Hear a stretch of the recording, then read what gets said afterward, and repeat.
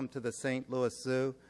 I'm Jim Jordan, Curator of Education, and this is the last of our science seminar series at the zoo this year. We've had an incredible turnout, and since this is part of spring break, I commend all the students who are here on their vacation. But normally we would have more students, I think, if it wasn't for spring break. We will be putting together next year's schedule sometime later in the spring, and you will either receive e-blasts or a mailed brochure if you've signed up on our list. And a little bit, we'll send around some clipboards. If you've already signed up in the past, no need to repeat it. But if you'd like to find out about the science seminar for next year, plus a lot of other free science programs throughout St. Louis, we encourage you to sign up. I just want to mention one thing coming up later in June at the zoo that you might find intriguing. The last few years, they have had an event nationwide called National Pollinator Week.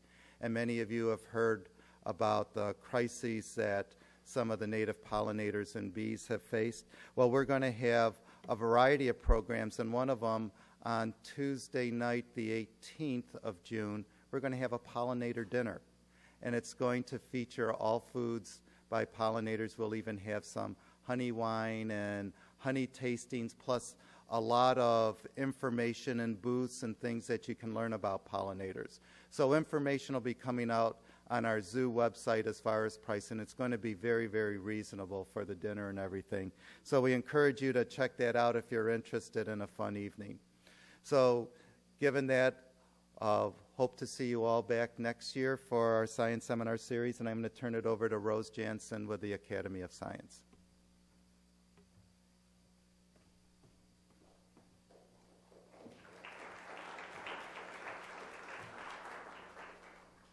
Good evening. I'm Rose. I'm with the Academy of Science. And for those of you who are not familiar with us, I know a lot of you are, so pardon the little blurb about the Academy. I'm going to let you know a little bit about who we are and what we do. We are one of the area's oldest not-for-profits. We've been around since 1856, and we have a long-standing mission to advance the public understanding of science and inspire the next generation of scientists and science advocates. And we continue to celebrate more than 150 years of community service by offering a broad range of free and low-cost public programming, collaborative seminar series, and trips and tours that highlight science at venues throughout the region.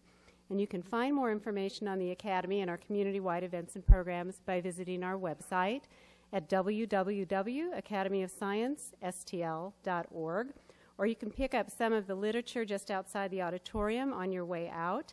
And as Jim said, if you'd like to receive e-notification of upcoming Academy and St. Louis Zoo public lectures and events, there will be e-news sign-up sheets that'll make their way around the audience, and we don't share your name with any other organizations. This is the final seminar in the 08-09 series, as Jim said, and we are in the process of putting together next year's series. So again, if you sign up on the sheet, that will make their way around the audience. Or if you're already on our list, you'll receive a brochure or email notification of the 09-2010 series. And with that said, I'd like to introduce tonight's speaker, Dr. Pratim Biswas. Dr. Biswas earned his PhD from Caltech. He is a fellow of the Academy of Science St. Louis and is currently the Stiefel and Quinnett Jens Professor and Chair of the Department of Energy, Environmental, and Chemical Engineering at Washington University in St. Louis. He has been with the university since 2000 when he was hired as the director of the Environmental Engineering Science Program. Under his leadership, the Department of Energy, Environmental, and Chemical Engineering was created in 2006.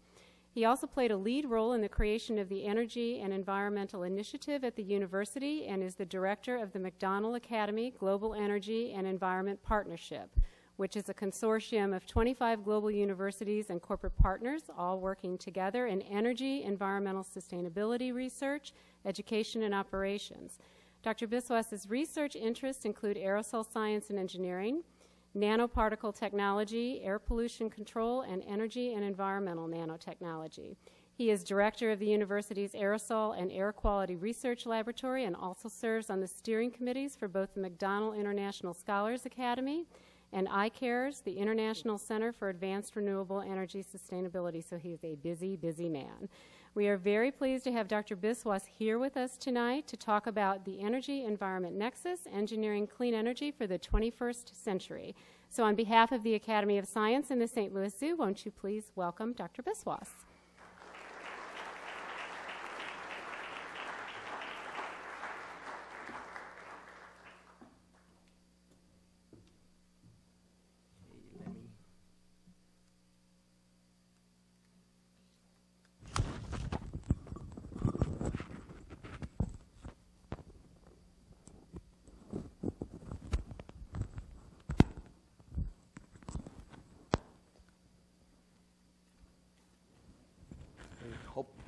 You can hear me at the back.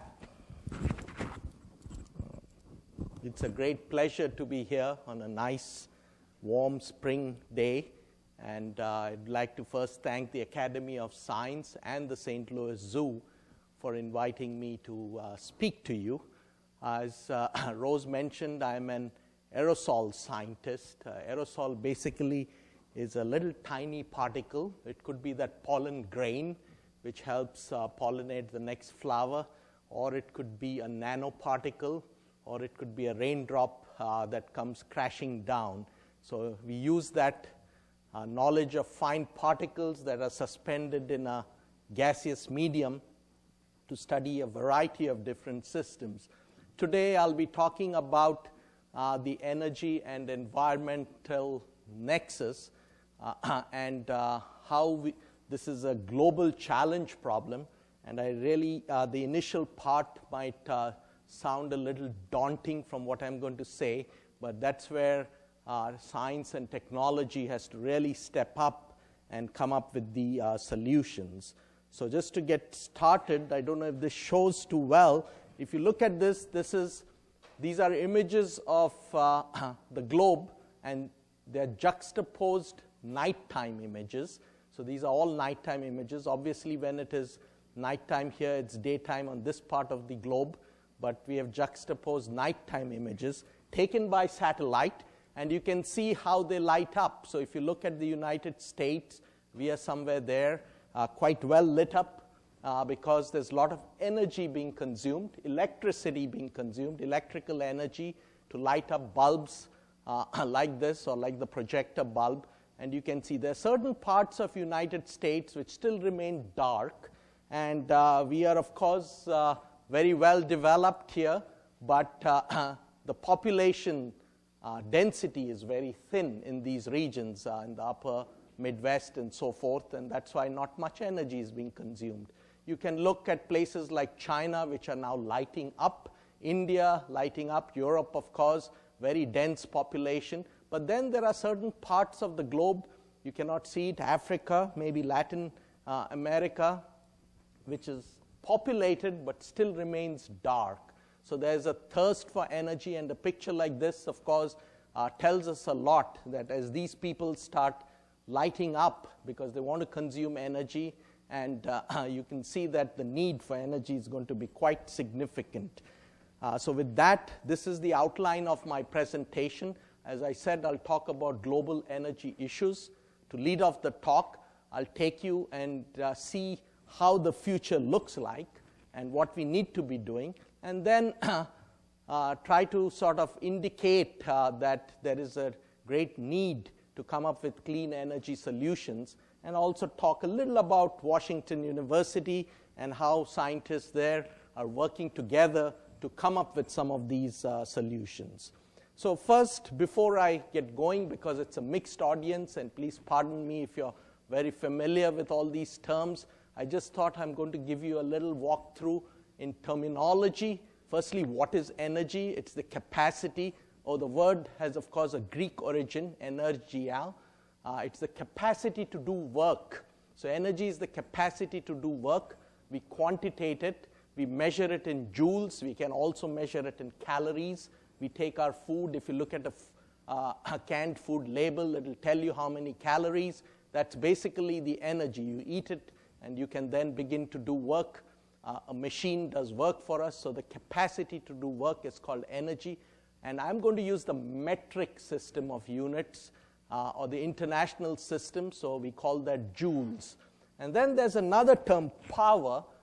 because the rate at which I do work, or the rate of doing work, basically is energy divided by time. There's a certain time period, and that is referred to as power. We measure that in watts, of course named after James Watt, the inventor of the steam engine. And then there are terms like kilowatts, megawatts. Horsepower was another unit of power, because in the good old days before the steam engine was invented, there were horses that provided us the capacity to do work and the energy, and so we measured it in horsepower. But we are going to use the international system of watts. 1 watt is 1 joule per second. As I said, it's energy per unit time. And of course, we want to get a better understanding of these. These are units. So I can look at something very common, a light bulb, which all of us should be familiar with. There is a whole bunch up here in the front row. One light bulb, typically, let's say, is 100 watts, right? The power rating of a bulb is 100 watts, which means it uses up 100 joules of energy every second. As we go along this talk, I want you to get a feel for these numbers. I leave it on for 10 hours, right? We work 10 hours a day, let's say, 100-watt bulb. Then watts multiplied by time. Power, when I multiply it by time, I get the energy. And so I take a 100-watt bulb, I leave it on for 10 hours, and that's watt times hours, right? That's the amount of energy. And that's 1,000 watt-hours, which is called 1 kilowatt-hour. So 1 kilowatt-hour of electrical energy is consumed by this bulb, which I leave on for 10 hours, a 100-watt bulb. It could be in our home. Sometimes we don't turn our lights off. That's the amount of energy. The first thing to see is, we always say, hey, I just left it on. How much does it cost me, right? I'm leaving this 100-watt bulb on for 10 hours. I consume 1 kilowatt-hour of electrical energy. And you'll be surprised, electricity in this country, especially in St. Louis, is extremely cheap, low cost, right? It just costs me about 10 cents. And maybe that's why our behavioral patterns are such that whether I use the lamp or not, I don't turn it off. It's less than 10 cents that I have to pay for it. But I want to bring in that environmental connection and also address the issue of our behavioral aspects as we go along. I won't talk much about it, but it's important to note. And then I might not have just one light bulb. I might have 10 light bulbs. Then it's 1,000 watts. That's called 1 kilowatt. These are basically multiplier units. 1,000 kilowatts becomes 1 megawatt.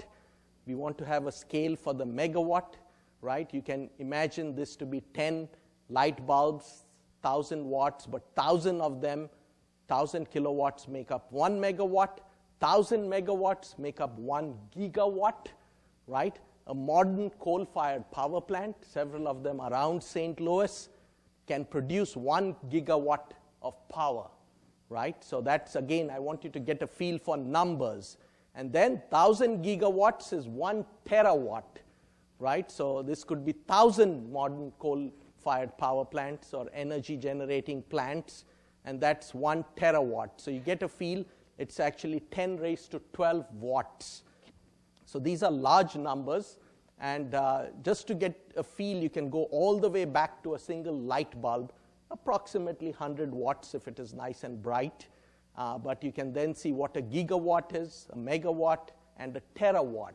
So remember, 1,000 gigawatts is a terawatt, or it's 10 to the 12 watts. So this will come up quite often in the presentation, so I'd like you to pay attention. Okay, what's new in this energy sector? We all have been consuming food. We want to generate energy. We want to light up our bulbs. It's been around at least for, I talked about James Watt. I think he was around 200 years ago, or at least 150 years ago. What is new? There's something called the energy equation. So I need to have a source, a fuel. Typically, many of us drove here. We used a fuel to which we combusted to provide the energy, which pushed our car and brought us here. So we need to know about fuel economics. There's a cost to the fuel. There are also reserves. Do I have unlimited quantity? There's something called energy security. We hear that a lot. Are we safe here in the United States? Can someone turn off the faucet and there goes all my gasoline? Maybe it comes from the Middle East, so there are energy security issues, right? Of course, the sun also provides us energy, and the sun is not as selective, shines all over the globe at certain times of the day. And then the environmental connection. We hear a lot about carbon dioxide and the connection to global warming, and there are many other environmental pollutants which we have to be cognizant about. So these things have been around for a long time. In fact, when I started my education, graduate education, energy was a very topical issue, but somehow you notice in the past they come and go. Research and development was in prime, some of you who were around in the 70s, but it just waned and we didn't hear about it. So there's also this connection to the political scenario, the political will, and also the energy equation, I think, plays a role because that controls it. But now things are different. It has resurfaced. If you turn on your television, you'll hear energy mentioned umpteen number of times. There's a change in administration here in the United States. They are making a big deal out of energy. So clearly it has resurfaced. But it's the prediction that it's not going to wane is very important, and that has got to do with the terms of this energy equation.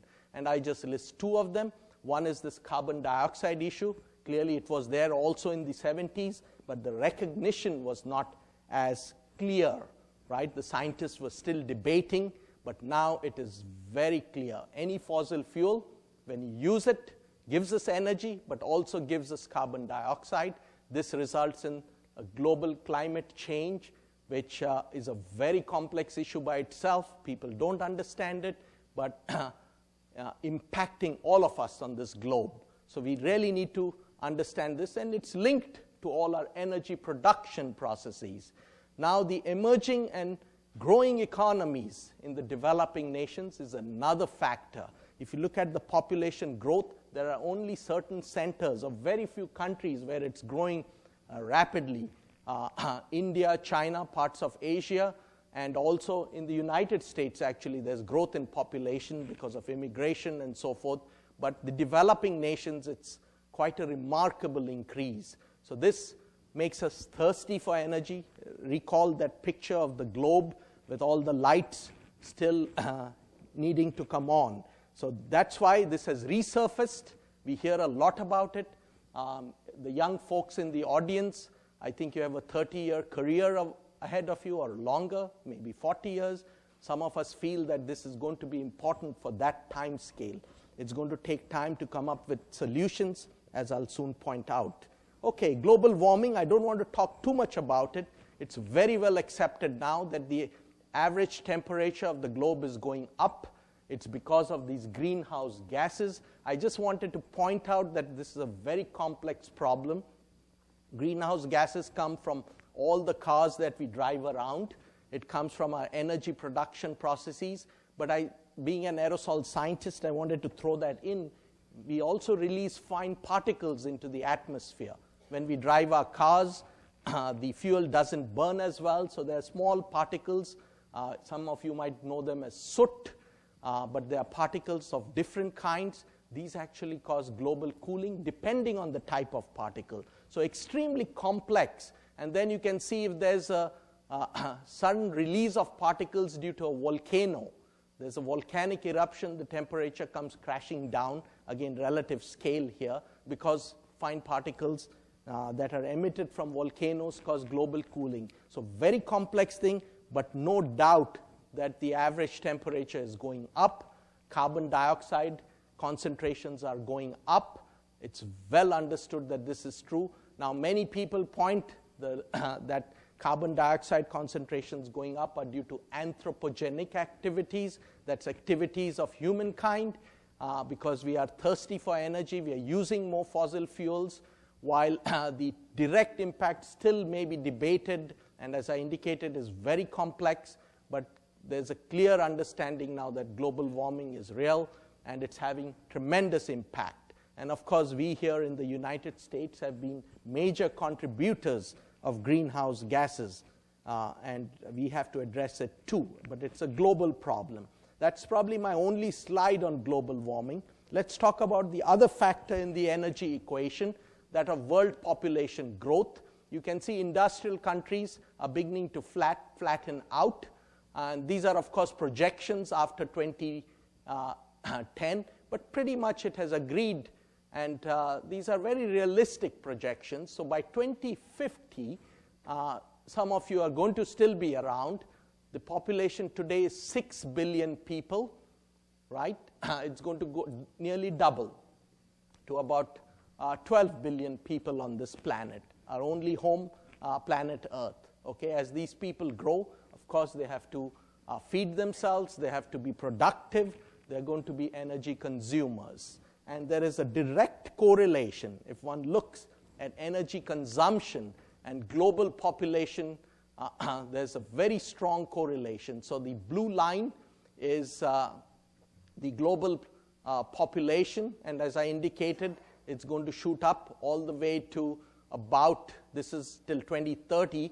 In 2050, it's going to go up to, as I said, 12 billion people. Quite realistic estimates because of the projections which are realistic. At the same time, energy consumption also has to keep going up because these people are going to survive on the planet and so forth. So just to look at numbers, today we consume about 14 terawatts, 2009, soon to be 2010, about 14 terawatts. Remember what a terawatt was, right? It's 1 terawatt is 1,000 gigawatts. One of those plants next to St. Louis produces about 1 gigawatt. So you can see to have 14 terawatts, you need many, many of these power plants going at the same time. And we are doing that today. But look at the projections, 24 terawatts in 2030. Let's look at 2050, 30 terawatts. Let's just project to 2050. It's a nice round number. So the question is that 16 terawatts more than what we are consuming today, right? It's from 14 all the way to 30 terawatts. That's 16 terawatts. So the first question I'm going to ask is, how much is this 16 terawatt? You have a feel. Look at your little light bulb. So this is humongous. It's a huge number. 16,000 gigawatts, right? So to get this 16,000, and this is additional, because people are still going to be here. So it's from 14 to 30. So this is the additional 16 gigawatts. 16 times 1,000 gigawatts, right? Because a terawatt is 1,000 gigawatts, or 16,000 new power plants. One power plant, recall, produces 1 gigawatt. 16,000 new power plants. Of course, we have 40 years to do that. So I put up my next bullet. We have 40 years, so let's not panic. We can take care of it. But let's try to do some very simple arithmetic and do this. 16,000 divided by 40, that's 400 every year, right?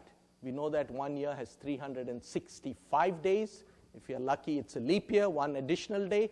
But you have to make more than 1 every day. So we better get started now if all these projections are correct.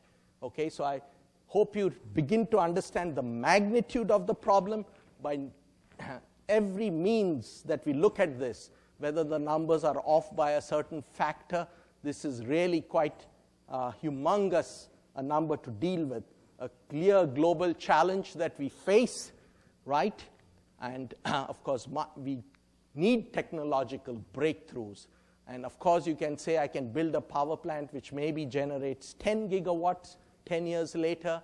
I can do that. Those are incremental changes. We need a transformational change and what we call a scientific and technological breakthrough, literally, right? Now, don't lose hope. There is the sun. Just to again get a perspective, the sun's shining, and hopefully will keep shining.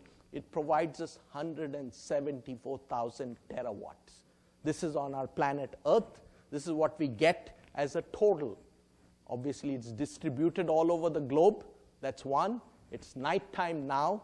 It's providing us 0 watts. Forget terawatts. It's providing us 0 watts now. So it's cyclical, the day-night cycle, but I want to consume energy. My lights are on now.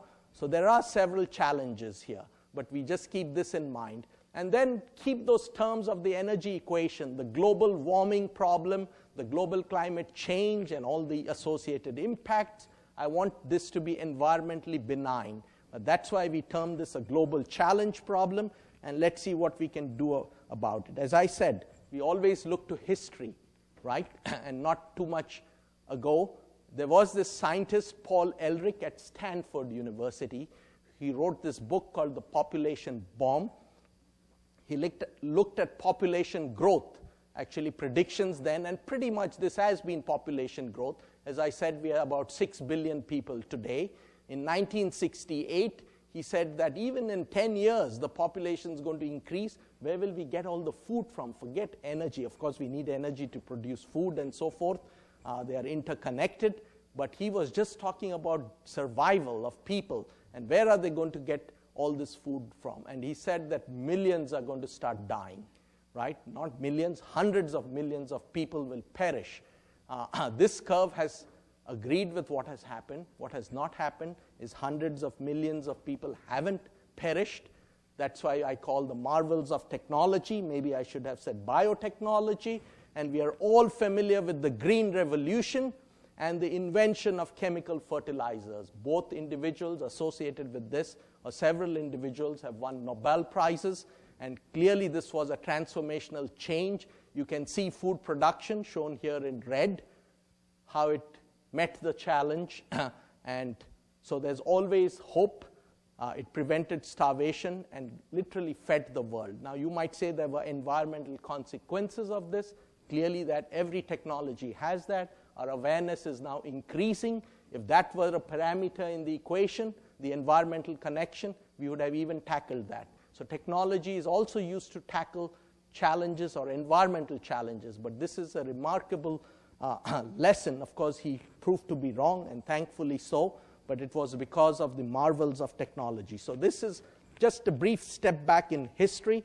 And there are many such examples. But clearly, transformational changes which made an impact. Okay, let's now move on. And I want to move on and take a snapshot of the future. So global energy use by type. Now you look at where are we consuming. Of course, I gave you this 12 terawatt number. This is my only slide where I sort of took from the DOE site. It's in British thermal units, so please pardon me, but 1,000 joules is about 1 British thermal unit, so you can change the scales. But you can see that the fossil fuels are dominating. Fossil fuels are stuff that we typically dig out of the ground. It has taken geological timescales to form them, to create them. So it takes a long time. We can consume them very rapidly, so we cannot replenish them. The consumption rate exceeds the formation rate, which is very slow. And then obviously someday we are going to run out of that because of the simple rate equations. But you look at the renewables, very small percentage. Look at the projections. The projections also indicate that we are still going to be relying on these fossil fuels. Again, keep in mind the energy equation, the global climate parameter, the carbon dioxide parameter. Every time I use this, I'm going to, of course, produce more carbon dioxide, right? So we really have to meet it head on and see what happens. Fossil fuels, the message here, fossil fuels will dominate in our lifetime. Okay, no doubt about that. Let's look a little more carefully at these renewable sources. And I might call all of these renewable. Nuclear sometimes has a question mark. Biomass, amongst the renewables, biomass is the most used because of the use of wood from trees and things like that, again for base survival in the developing parts of the world which haven't caught up. But you can see the increase in solar technologies that are being used in wind. This is a very small fraction. It's just a sliver of the total, but at least the curve is in the right direction. But one must remember that it's, as a whole, all of the renewables are going to produce less than 10% of energy in 2020. I want to show another curve. This is a graph of something called the Human Development Index. This is a United Nations developed index which relates to three things. One is how much money I have, right? So I'm productive, I work hard, I get rewarded with money, which I can go out and use in the market to do all kinds of fun things. So it's the GDP per capita of a nation. The other thing is my literacy level. Do I know how to read a book and have fun? Do I have some basic education and so forth that I can enjoy? So that's also added up in this Human Development Index. The third thing, very important, is how long I live, right? Different people in different parts of the world live for different periods of time. There have been marvels of medicine that are increasing the longevity of human beings all over. You might say the Green Revolution in terms of biotechnology, increasing food production helped, but that's also included in the Human Development Index. So you might debate, is this index good? But at least three terms which we all relate to and which are important. And these are normalized, so an index of 1, of course, is you're on top of the chart. That's the best you could be. So you look at this index, people in the United States, certain parts, the developed countries, so-called developed countries, are getting close to 1 or close to 1, whereas there are certain parts in Africa where they're really clamoring to climb up. One can, of course, debate, do I want to learn how to read and have a good life, or is that what a good life is? Do I want to have more earning power to do things? These are all debatable issues, more social science issues, but having agreed that this is a well-accepted index, let's say that's true, then these people would be clamoring to come up the chart. Of course, everybody wants to live long, right? So that at least is in agreement, so we want to move up here. Plotted on this x-axis is the electricity consumption. And remember, energy is in kilowatt hours per person per year, right? So this is the electricity consumption. And you might say, is this a right thing to plot against? This curve, as you can see, is increasing. And should I plot it against this? Let's say that, okay, at least I showed you my first beautiful slide taken from the satellite with the satellite images. It relates to somehow to electricity consumption at night in terms of the light, lights that we light up and so forth. So, but let's also say that this is reflective of energy consumption in some way. And you can see that United States has an index of 0.95 or whatever. Germany has the same, but they consume much lower amount of energy. So are we wasting energy here? Look at Norway. They're way out on right field. So there is the concept of energy efficiency. There's the concept of how much I'm using. Maybe I'm not doing it efficiently, and I could be here and be equally happy, provided, again, that index, living long, learning how to read and write, and having enough money is important. So this is one message, right? The other thing is we have to agree, look at India and China. They are clamoring to come up here, at least as much as Germany, for example. And the population base here is so significant that the multiplying factor, clearly we in the United States need to move that way. I don't want to sacrifice my quality of life. Let's make that an assumption. Let's just say that it's longevity. Obviously, I want to live as long as I can. These folks want to also move up the chain. So let's say we need to move this way. These folks need to move that way. But the population base here is so large that when you multiply by the population, the electricity consumption, or if I say energy consumption, has to be tremendous. So I say that everyone should get HDI, the Human Development Index of 0.9, and I'll be happy with 6,000 kilowatt hours. So right at the edge of this curve, assuming this curve is realistic and we are okay with it, right? So all these guys have to move that way, and all these folks have to move that way, and you can see that I still need 8 terawatts more, 8 terawatts, 8,000 gigawatts, 8,000 more power plants right now today if I want to make everyone happy, again, assuming this is the right index, okay?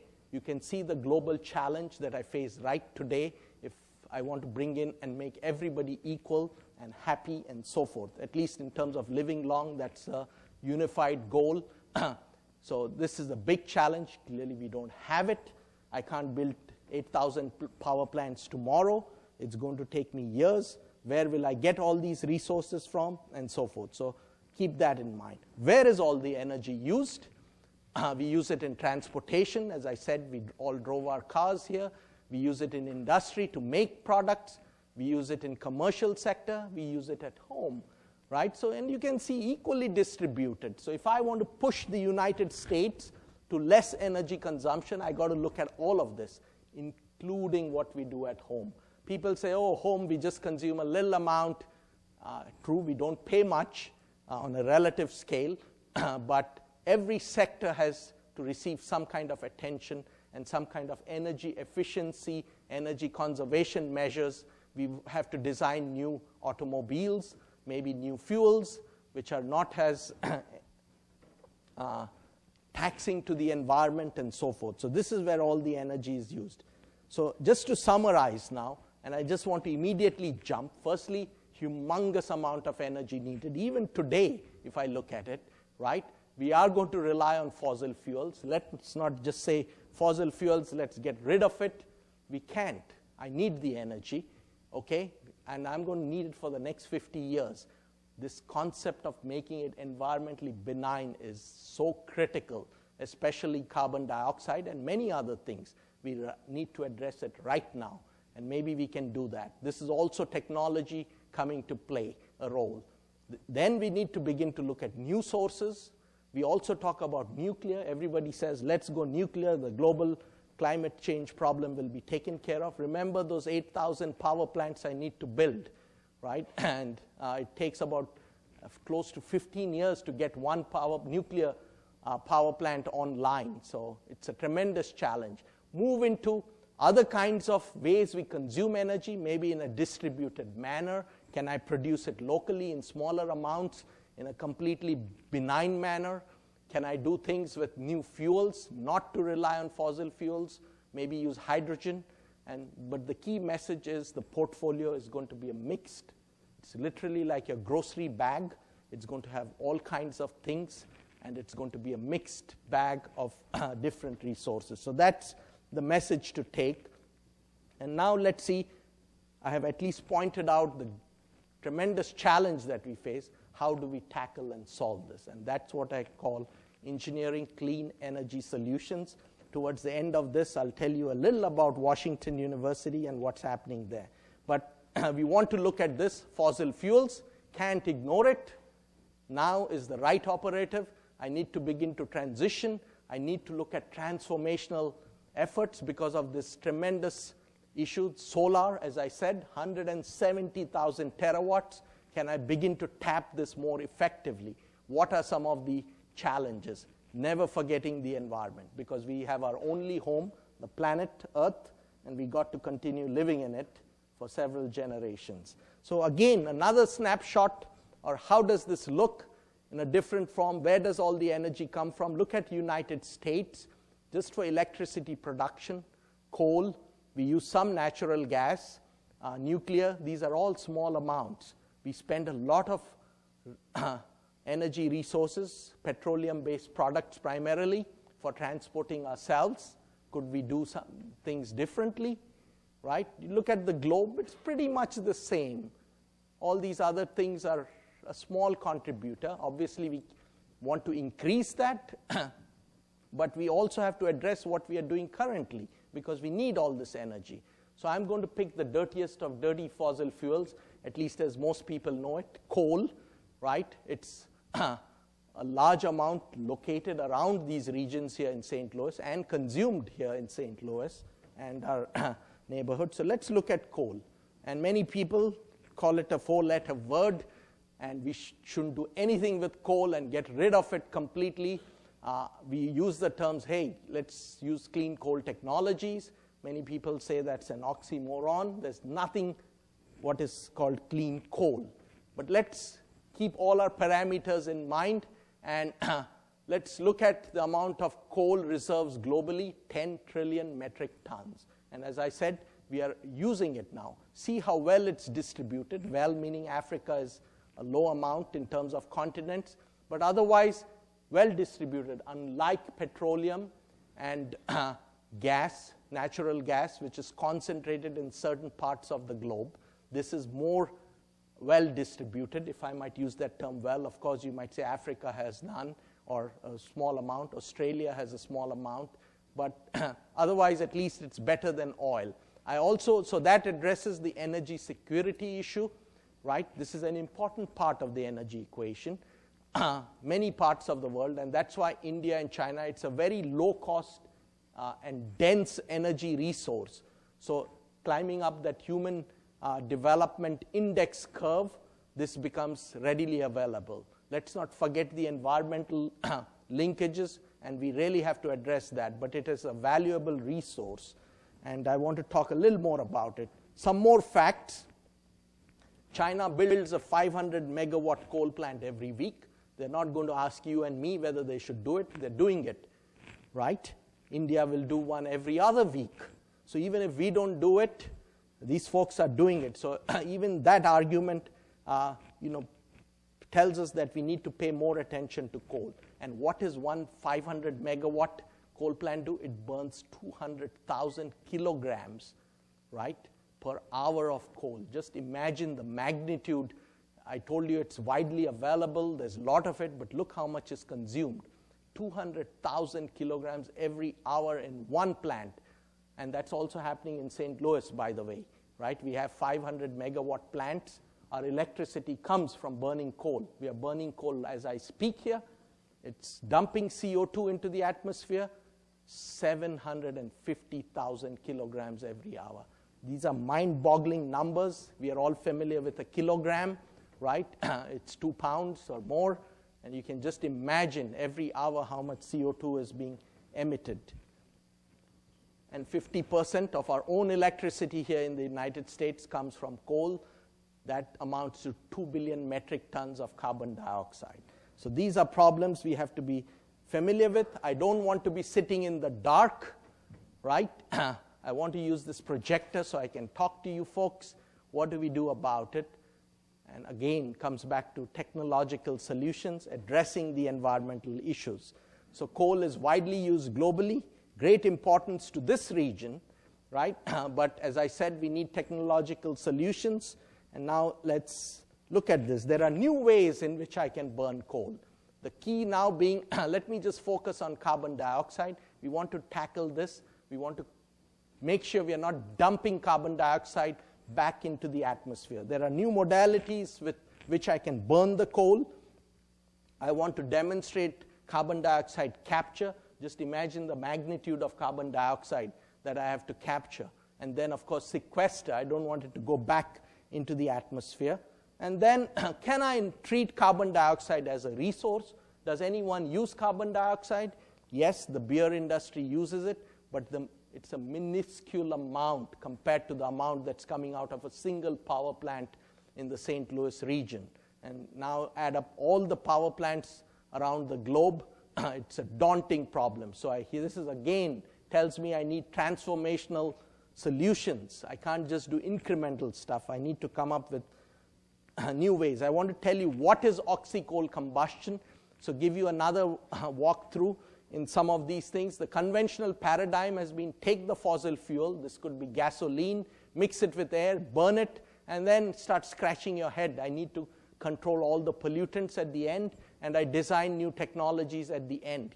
Can I begin to think in a new fashion, right? So can I look at it as a system? For example, nitrogen oxides. This is a serious pollutant coming from all our cars.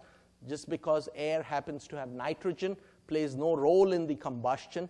We need the oxygen from air. It's freely available. So I just pull in all the air and then start producing this oxides of nitrogen, which is terrible for us. Direct human health impact. Okay, forget CO2, which is a more global climate change impact. This has a direct impact. So can I do something? If I only need the oxygen, can I enrich the oxygen in air by doing something upfront? Obviously, I have to come up with a technology that separates nitrogen out. There is a cost, but then I don't have to deal with things at the end. Okay, there's no NOx to deal with. Also, the carbon dioxide, because there's carbon here, is concentrated. The concentration is much higher in the exhaust, and then it's easier to capture it. So we need to begin to look at these things as a system, look at new ways. So that's why I say you got to look at the entire process and then come up with ways to do it. A lot of research going on in this term oxy-coal combustion. You can use nanotechnology. I won't go into details. There are many pollutants of concern that we need to deal with. Carbon dioxide, once you trap it, you have to sequester it. People are trying to do it geologically, which means buried deep into the ground. Is that safe? Again, imagine the amount of carbon dioxide coming from one plant. I'm going to put it into the ground, deep into the ground. I have to demonstrate this at a large scale. While a lot of people are doing some of this, when we do oil recovery, for example, we pump in liquid carbon dioxide to push the oil out, and the carbon dioxide stays there. We have been producing oil for a long time. So the technology in some sense has been done, but the scale that we are dealing with here is humongous, and we really need to come up with innovations here and see, can I come up with something better? Can I take the CO2 and convert it to a useful product? People are looking at algal systems. By the way, a plant or a tree takes up carbon dioxide as a resource with sunlight, produces biomass. Okay, so a tree does it, but it does it awfully slowly. I'm producing 750,000 kilograms of CO2 every hour. I would, all the trees in the globe, even multiplying the numbers, wouldn't take up that much carbon dioxide. So we need to engineer reactors. There are bacteria, there are algae, there are catalytic pathways, there are photocatalytic pathways. Can I use sunlight? Can I bring nanotechnology to bear? It's all of the above. The race is on. People are beginning to look at these things. I'll give you a little more glimpse of what a modern coal-fired power plant should look like. It should be next to a biorefinery. I should be taking up all the carbon dioxide and making it into something useful. Easily said, daunting challenge. Really have to address it. With high concentrations of CO2, as I said, this is geological sequestration. There are many depleted oil and gas reservoirs I can put it in, and the CO2 would be very stable. I've got to make sure it's stable. There's a lot of monitoring that needs to be done. People are talking of deep ocean sequestration, all kinds of sequestration, right? So this is a very important thing. It's beginning to happen. We still have to demonstrate it at a large scale. This is where we need to step up and do some of these things. But more ideal is to take the CO2 and engineer plants. I call these nano bio-hybrid systems, which can then make a useful product. And of course, converting it back into a fuel would be the best thing, and then it's a closed loop. I'm just taking this, burning it, let's say, releasing the CO2, capturing all of it, making it back into a fuel, getting the energy out, and recycling all the CO2. So that's, of course, ideal. Many challenges. But let's take a glimpse at a next generation coal-fired power plant. I will use oxygen instead of air. How do I get the oxygen? I need energy to separate it out from air. That energy has to come from the sun, right? Some of these electrolysis is a well-established technology. If I can use sunlight to split water to produce oxygen and hydrogen, I could also directly use sunlight on catalysts to produce oxygen and hydrogen. I can take the hydrogen, make electricity by a gas turbine. I can use the usual oxygen and burn some coal, but then capture all the pollutants, capture all the carbon dioxide. There is some recycle here for the combustion process, but the main thing is either sequester it or convert it to something useful, right? So this is a biorefinery. If I'm looking at some of these techniques, I can make biodiesel. It's a fuel. I can drive my cars with it. And you can begin to see it's going to look like this. So an image of a coal-fired power plant, which is associated with this dirty look. By the way, coal-fired power plants are not like this now. They're very clean, but I just wanted to show that. We are also developing technologies to capture all of these pollutants and then produce all kinds of fuels, even to power aircraft, right? So some of this is beginning to happen in bits and pieces, and we need to do more of it. Okay, so just in summary, coal, very important in St. Louis, need to pay attention, and I won't go through all of this. I talked about it. Let's move on. I told you solar energy is plentiful. Let's look at Thomas Edison quote in the early 1900s. He said that he would put his money on solar energy. Thomas Edison, by the way, inventor of the light bulb, knew the importance of electrical energy. Of course, came by traditional ways of burning oil and coal in the past during his time, but he also looked at the sun. The sun, of course, we know all the advantages. We know some of the challenges. And of course, the sun is intermittent, as we know. The cost, so if I can take sunlight today and make it into electricity, but the cost is about 5 times more than what I have to pay for coal. Now, some people question, is this a true cost? Yeah, this is a market cost. This is what I can buy for. I told you my 100-watt bulb, all I need to pay is 10 cents if I leave it on for 10 hours. If I had it from a photovoltaic system, I would have to pay 5 times more. I would have to pay 50 cents. So significantly more if I start consuming a lot more energy, and one has to then bring this cost down. Okay, now you might question, cost of a renewable is high, but look at the inverse U-shaped curve for a non-renewable source. The consumption rate is exceeding the production rate. So someday we might run out. Nobody is debating where we are. Maybe we are here, maybe we are here, maybe we are here. Depends on the source. Coal, of course, we are way out on the left side, but still it's going to have this kind of a pattern. Someday we might run out. So the cost may be high, but we really need to begin to address this for many of the reasons I also said, and just the amount of energy that I need. So will we run out of fossil fuels? And this is a nice quotation by a sheikh from a Saudi Arabian oil minister in the mid-1970s, when they were floating in oil, probably still floating in oil. The Stone Age did not end for lack of stone, and the oil age will end long before we run out of oil. That's because of the transformational technologies, science coming to play a big role, and all these challenges that are pushing us to do this faster. So this was predicted many years ago. Now, what do we do?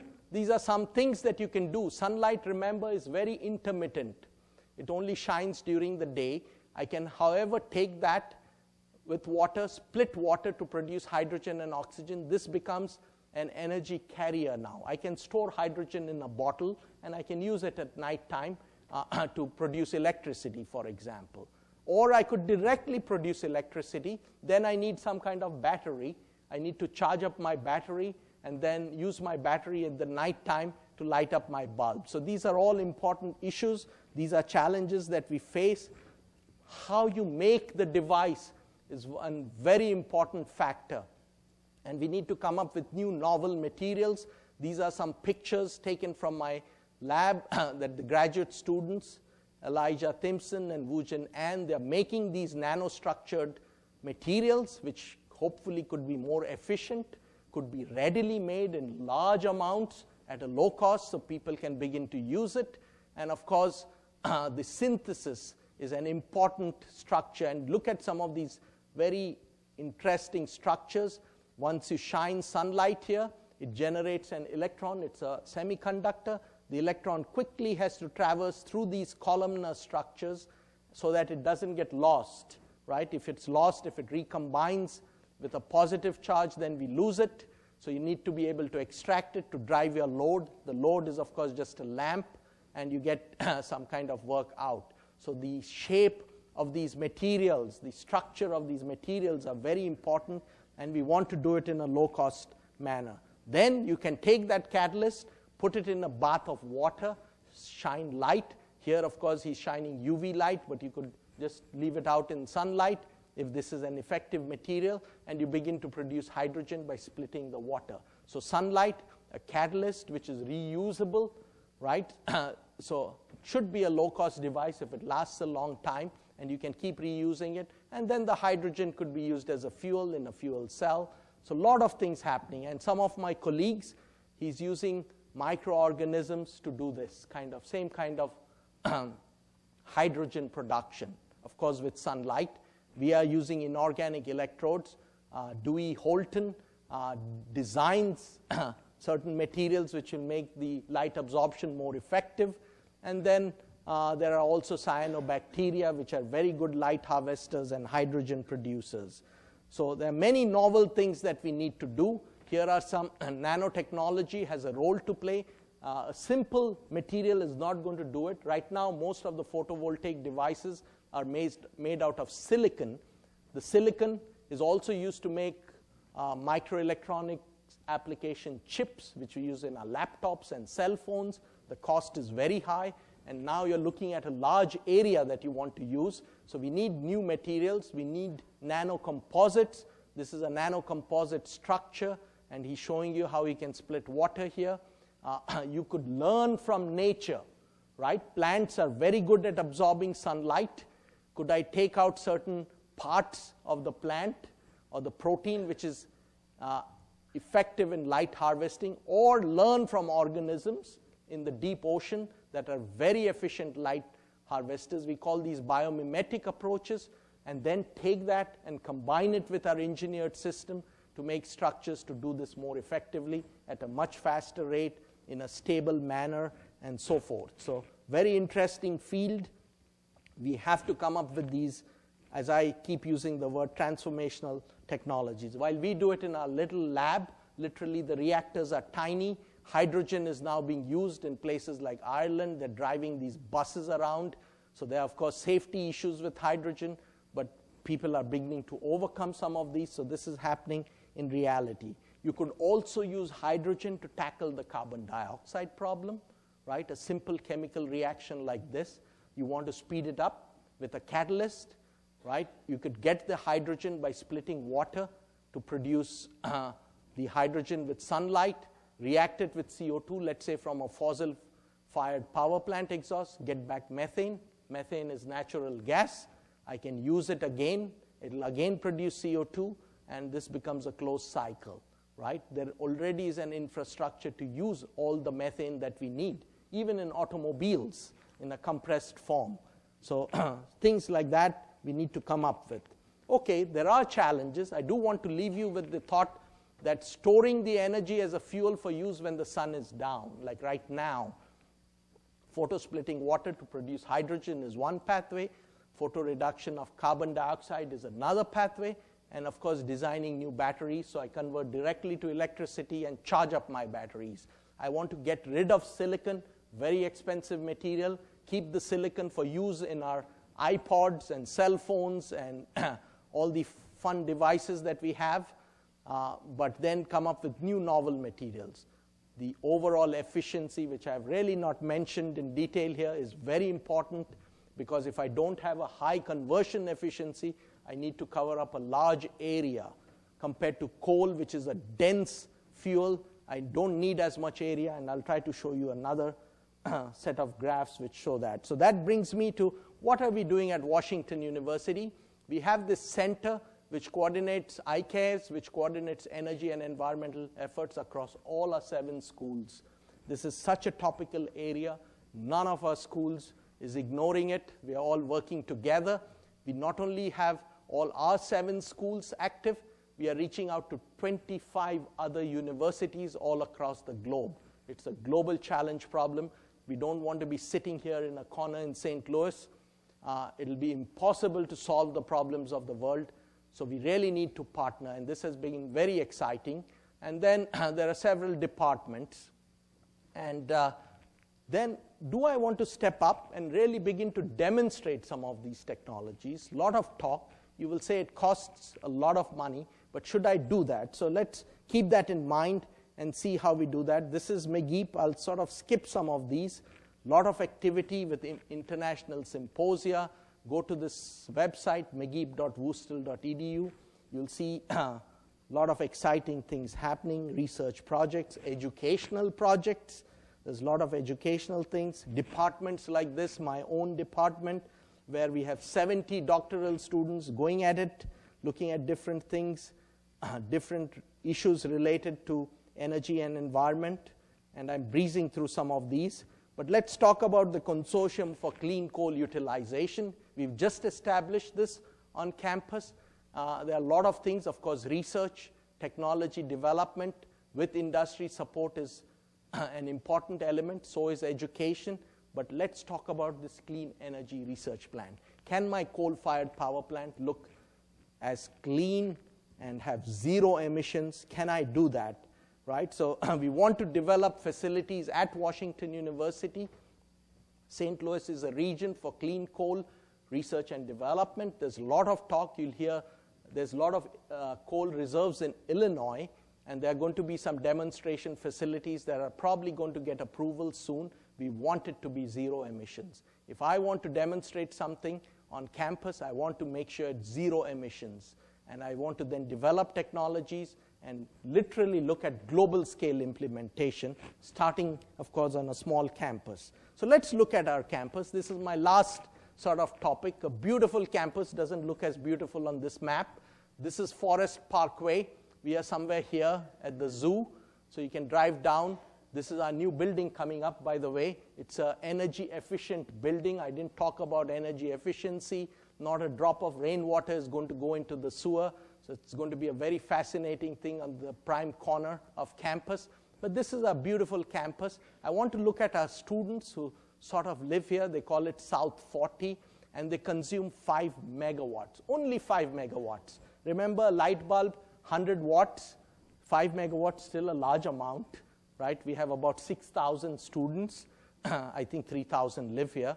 But the area of a clean coal plant that I need would be 2,500 square meters. So you can imagine 50 meters by 50 meters, right? And I look, where do I have space on this dense campus, beautiful campus, don't want to break down any buildings. Hey, here's a play field, let's try to take that up, okay? And we'll do that. It's next to the dorms. We want our energy production next to where it's being used. And you can see, I can literally build one there. And if it's zero emissions, that's what I want it to be. Zero emissions. In fact, I call it negative carbon emissions. There are some techniques we are going to use where we actually remove carbon dioxide from the air. It's a big challenge. It's not cost effective. It's not going to be seen all over the St. Louis region. But this, we want to just demonstrate this for our campus. Okay, someone comes and says, why are you talking about coal? Let's do everything with sunlight, right? Let's see if that is possible. For sunlight, I now need a 50,000 square meter area. That's current technology. The efficiencies are low. And if I really want to do it, I can do it. But I need this much area. So let's see what that refers to. Again, our beautiful campus. Keep in mind, this is where we are going to be and doing a lot of research inside this new building. The whole campus gets covered up, right? I'm even including Brookings Hall, where our chancellor's office is.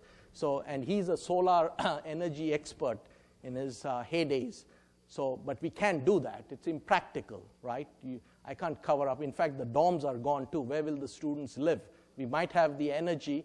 So, and this is under idealized conditions. Like when the sun sets, I'm not going to be producing this 5 megawatts that I might be needing at nighttime. I will need battery technology.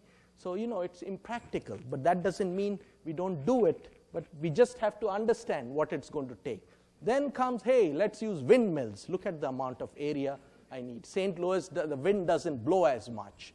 And we might see a windmill here and there. That's great. Good educational value. But I want to power and get 5 megawatts. Again, our beautiful campus. Now, some of you might live in Clayton and U City and Ladue. All of it is gone, okay? It's all windmills. In fact, you begin to see mountains. So the question comes up, where is Washington University, right? Where's my wonderful building where I want to do research and solve the problems of the world? So very impractical, but what does all this mean, right? Why am I showing you this? Let's go back to the solar thing. I do not have enough space on my campus, that's for sure, but do I have it elsewhere, right? And I need a smart grid then, because if I do it elsewhere, I need to transfer or transport the electricity. You'll hear a lot about the smart grid. It has to be smart, and it has to have storage built into it, right? And of course, I look at Nevada. What's Nevada? All desert, a lot of sunshine, and maybe casinos. We can get rid of both in one shot. And that's my yellow area that I need. So you might say, hey, we are in St. Louis. Let's use up Nevada and put up these solar plants and produce all the electricity we need right now, today, in the United States. Of course, they might complain somewhat, but look at the magnitude. It's only 25% of the area covered by roads, right? We have built roads all over the United States. We have done this. Of course, I need a new material, I need a better efficiency, but we can do it. So it's not surmountable. You need some transformational developments, but we need to begin to think about this. So while I can do it, we need to keep the bigger picture in mind as we go along. And there are many associated issues. So even if I want to do it there today, I can't. There are many challenges. There's a cost factor involved. All of this has to be brought down. Okay, I want to take care of the entire world. I give up Colorado, my geography, of course. I guess Arizona, New Mexico, and what's the other state, the fourth state around it. We give it up.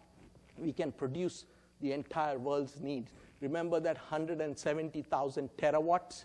Obviously, I need to store it. I need to transport it maybe to Africa. Very difficult to do that. Maybe I can make enough hydrogen to take care of it, but we need to make these beginnings. So it's promising, a tremendous challenge, but could be overcome. There is a role for policy. I didn't even get into it, but we need policy to promote this, right? We need to do it for fossil fuels. We need to bring in conservation and efficiency improvement. As I said, shift the United States towards the left. We don't need to consume as much or waste as much is the right term. Maybe we want to consume. What we need to lead a good quality of life, but we don't need to waste as much. We need to develop sustainable energy sources. Sustainable meaning right from the entire place we get the fuel all the way to the end usage, right, the entire life cycle. And keep in mind this global climate change. It's a daunting problem. We need to also learn how to adapt to it. Maybe adaptation needs to come in. So all of this policy has to play a role. So let me summarize now. And energy issues of global importance. Hope I could convey that. We need global collaboration to solve it. In addition to that, we want to promote sustainability. Each of us individually has to take some steps. We have to conserve wherever we can, especially we here in the United States. And this, of course, brings up this tremendous quotation. There is enough on this earth to meet every man's need, but not enough to meet every man's greed. So very profound statements, so very applicable to the energy sector. And I think it's a promising future. Scientists are stepping up to the challenge. Washington University, in its small way, is doing it. And with that, I'll thank you for your attention. I'll be happy to answer questions. We are developing tomorrow's solutions. If people are interested in this, every first Wednesday of the month, we meet informally and have a discussion at the Danforth University Center, room 276. Anyone is welcome. And of course, I would like to thank my own doctoral students who are also tackling these problems and will come up with solutions to some of these challenges that I talked about. The websites are also informative. And with that, I'll pause and answer any questions you might have. Thanks.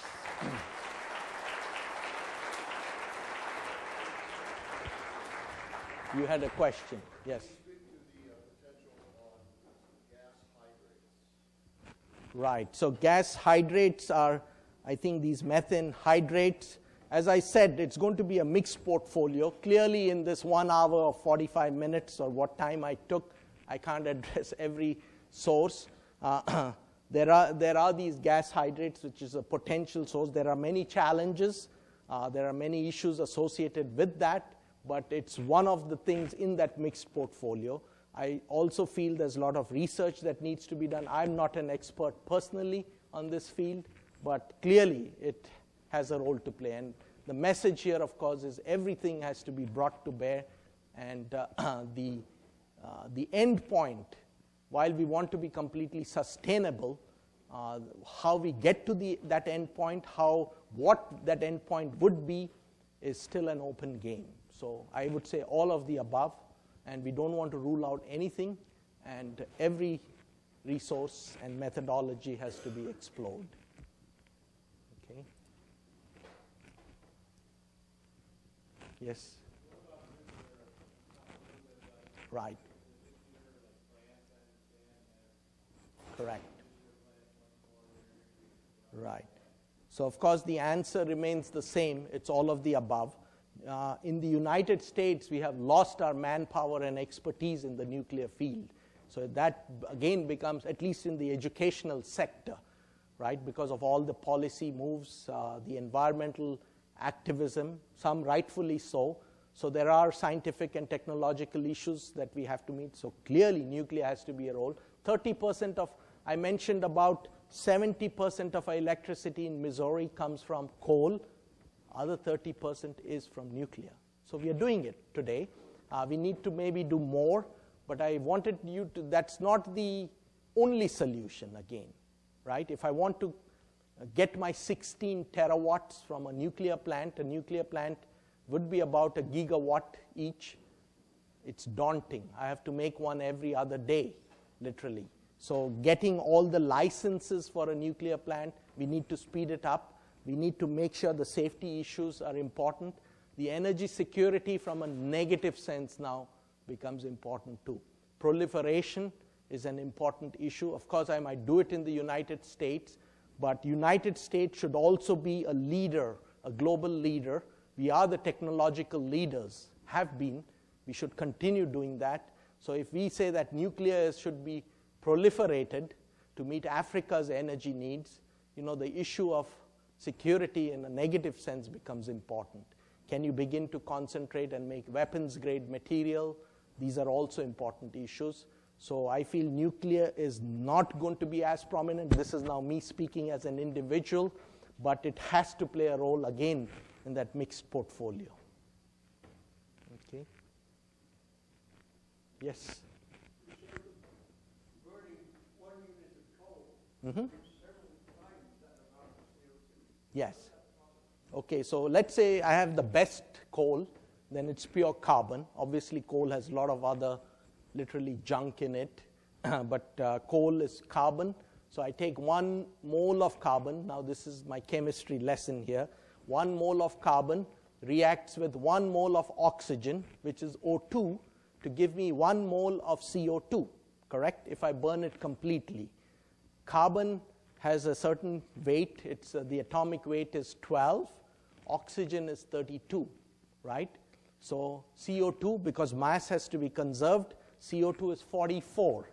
So 12 grams of carbon give me 44 grams of carbon dioxide. So that's 3 point something times. So every gram of carbon or mass of carbon is giving 3.7 times the amount of CO2, right?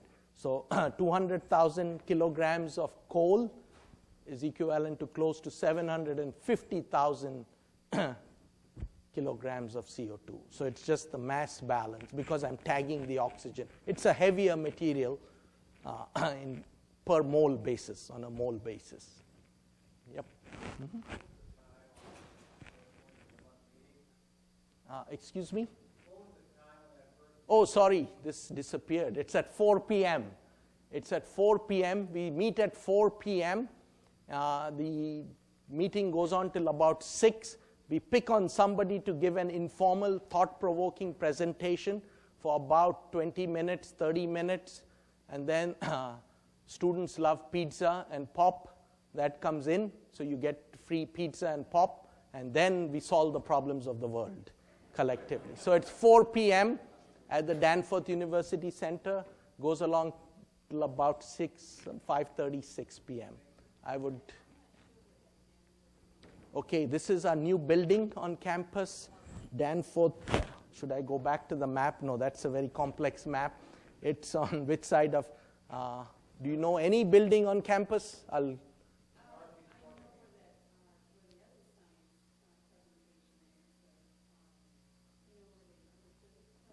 Okay, physics is a little removed. In the center of campus is Graham Chapel. Right opposite Graham Chapel is the Danforth University Center. It's a new building. There's a parking lot below it. At that time, I think you can, it's close to the greenhouse. It's along that road, but a little further on towards the gymnasium. So it's a new building. If you come to campus and ask anyone, they also call it DUC, D-U-C. So you can ask them where the duck is, and they'll send you there. Someone else had a question here? Yes, please. You talk about the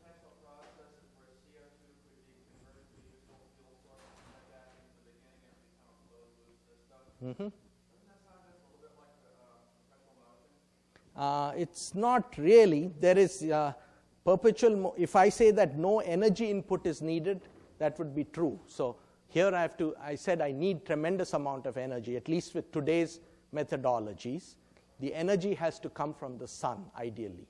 So that was, it's a very quick talk. I'm covering a lot of aspects. So I need to pump in tremendous amount of energy to do that, right? To convert it back. And that, but I'm telling you that the sun is providing us plentiful energy. In fact, the trees do exactly that.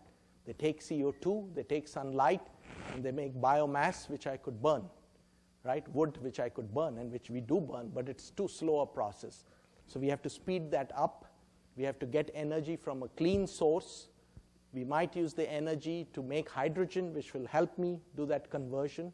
So there is a significant energy input into the process. Obviously, getting it from the sun would be great. But these are, yeah, correct. And everything comes at a price and a cost. And we have to understand all the pathways. Yep. A lot of times when people talk about CO2 sequestration, Mm-hmm. compare CO2, they talk about photosynthesis or converting CO2 back into a carbon-based fossil fuel, Right. which is really great. That's solves a lot of problems, but it's kind of it's more solar energy powered, and it really helps and whatnot. But are there methods out there of collecting CO2 that don't involve solar energy?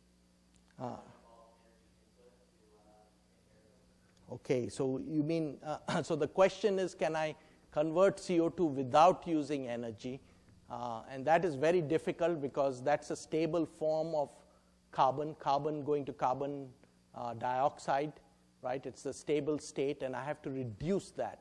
So whenever I want to make it, let's say I want to make it back into carbon, I have to get the oxygen out. And it's thermodynamically impossible to do that. So I have to really pump in energy to make that happen, to make it go the other way. When we undergo photosynthesis, you use the right term, which happens in a tree and a plant. It's getting it from sunlight, and that's the photosynthesis. But it's a very slow process. So what we are trying to do is learn from those processes and engineer it and do artificial photosynthesis. But there has to be an energy input. Otherwise, you'll begin to question my basic thermodynamics and things like, he mentioned perpetual motion. So this, of course, we can't ignore that fact. So we do need an energy infusion to make this happen. And there's no way around it. You could, of course, bottle up the CO2.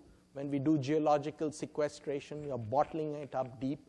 You, of course, need some energy to push it deep down, but much less than what we need to convert all of it. So these are all important issues. They all have to play a role. We have to do the calculations, and again, different technologies and methods will win out. Cost is an important issue, so that is linked to the energy consumed. Okay, yes, please. Correct. Yeah, the tides. So if one looks at all these renewable energies, you can point it back to the sun somehow, right? The tides are formed again due to the motion of the earth and temperature differences sometimes and so forth. Wind is that way too.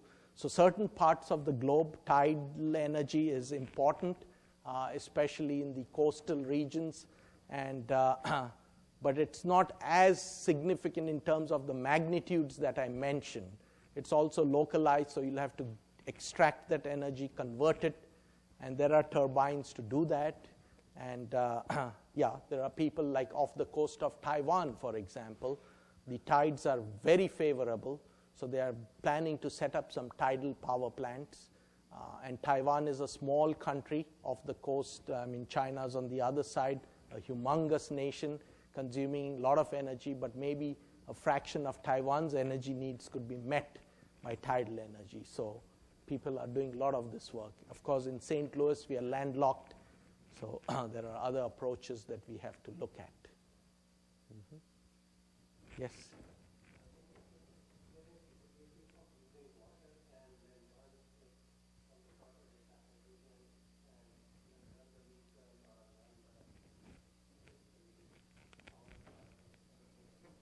Right. So